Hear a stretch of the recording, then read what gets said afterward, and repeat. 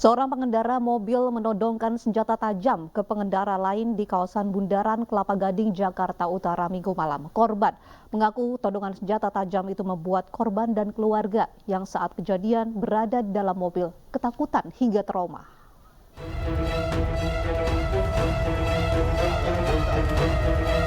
Inilah rekaman saat seorang pria pengendara mobil SUV tiba-tiba menodongkan senjata tajam ke mobil korban di kawasan Bundaran Kelapa Gading, Jakarta Utara.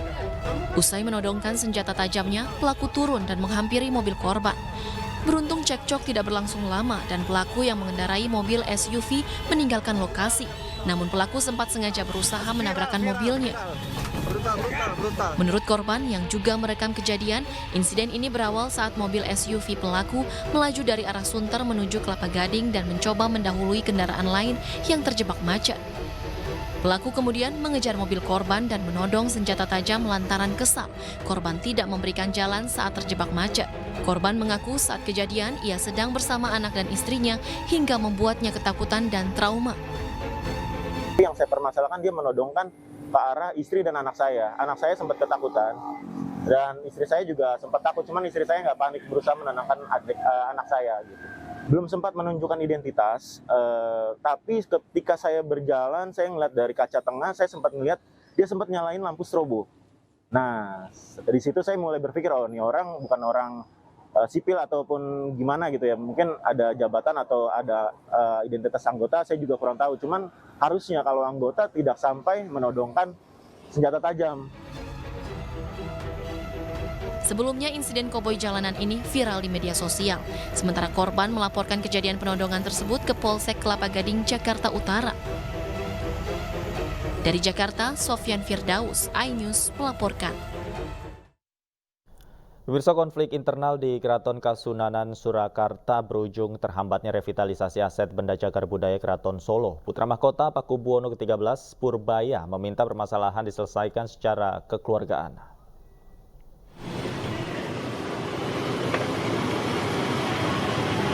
Konflik internal Keraton Kasunanan Surakarta berujung terhambatnya revitalisasi aset benda cagar budaya Keraton Solo. Hal ini disampaikan oleh Putra Mahkota Pakubuwono ke-13 Kanjeng Gusti Pangeran Haryo Purbaya. Menurutnya apa yang terjadi di keraton ini berpengaruh pada revitalisasi aset di keraton.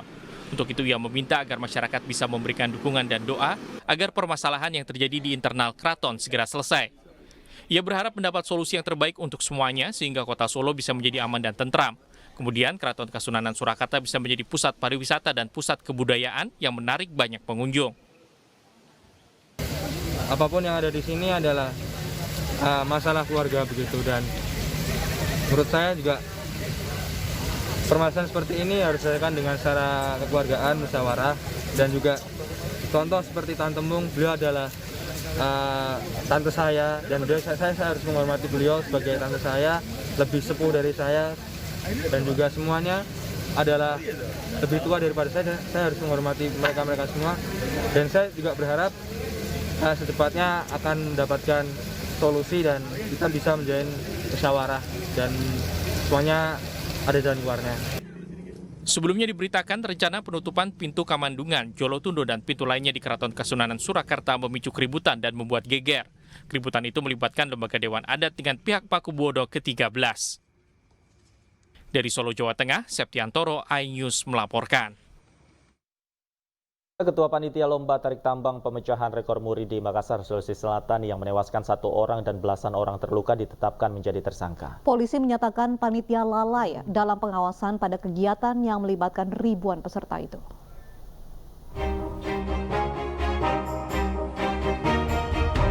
Sepekan berlalu, usai insiden maut lomba tarik tambang pemecahan rekor muri, Satreskrim Polrestabes Makassar akhirnya menetapkan RS, ketua panitia kegiatan tersebut, sebagai tersangka. Penetapan ini setelah polisi memeriksa 25 saksi dan 9 korban luka. Selain itu, polisi juga melihat rekaman CCTV yang ada di 5 titik di sekitar lokasi. Panitia dianggap lalai dan kurangnya pengawasan saat tarik tambang berlangsung hingga mengakibatkan 1 peserta wanita tewas terbentur pembatas jalan lantaran terseret tali tambang. Dia sebagai ketua panitia dan bertanggung jawab dengan kegiatan tersebut, kemudian dia sebagai stopper. Kejadian itu setelah selesai tarik tambang. Jadi karena informasi dari stopper tidak sampai di kubu merah, maka kubu putih sudah melepas, kubu merah masih menarik. Karena kooperatif, tersangka RS tidak ditahan. Namun ia dijerat pasal tentang standarisasi dan kelalaian dalam kegiatan dengan ancaman hukuman 12 tahun penjara. Sebelumnya, pada Minggu 18 Desember lalu, lomba tarik tambang pemecahan rekor muri diikuti 5.000 peserta di Jalan Jenderal Sudirman, Kota Makassar, Sulawesi Selatan. Menggunakan tali tambang sepanjang 1.450 meter, lomba yang diselenggarakan Ikatan Alumni Universitas Hasanuddin itu berujung petaka. 1 peserta wanita tewas dan 10 peserta lainnya terluka lantaran terseret tali tambang yang ditarik oleh tim lawan. Sementara korban tewas lantaran kepalanya terbentur pembatas jalan saat terseret tali. Usai kejadian maut tersebut, sejumlah rekaman CCTV, tali tambang, serta separator jalan tempat korban terbentur dijadikan polisi sebagai barang bukti. Memperingati 18 tahun gelombang tsunami Aceh, ratusan anak yatim piatu dan keluarga korban mengikuti doa dan zikir bersama. Semua aktivitas para nelayan di kawasan Lampulo, Banda Aceh juga dihentikan setengah hari untuk mengenang peristiwa tsunami.